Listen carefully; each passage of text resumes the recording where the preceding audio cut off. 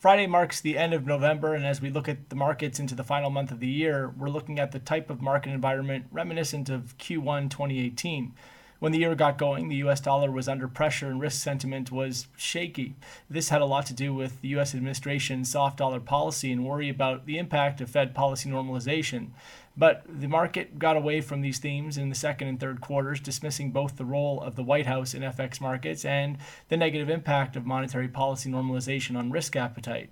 But as we head into December, there has been a lot more of that first quarter sentiment shining through.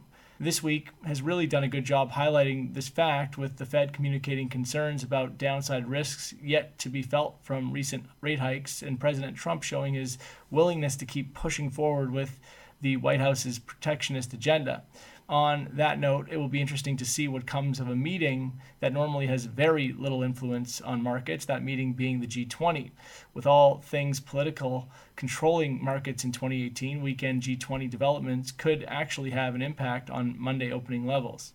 Another event that will need to be monitored through the weekend is Brexit and any updates that come from this front.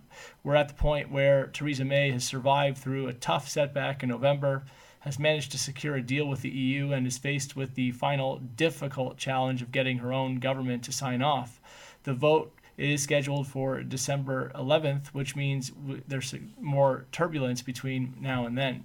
Latest reports have Liam Fox endorsing Theresa May, which would be supportive of the pound.